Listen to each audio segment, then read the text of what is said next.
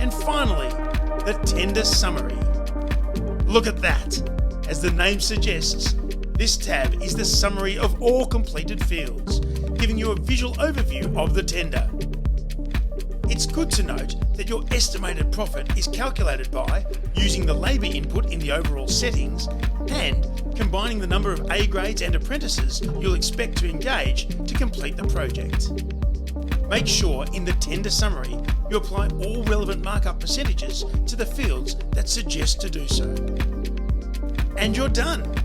To the right of the page are your expenses and profit laid out clearly to see.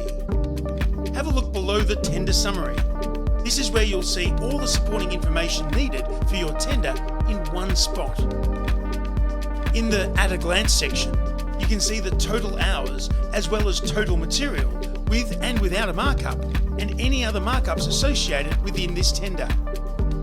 Below the At a Glance section is the markup distributor. Here, in order to generate your tender document, you will need to distribute your markup over the fields equaling 100%. Once this is done, click on Generate Doc, located at the top right-hand corner of the page.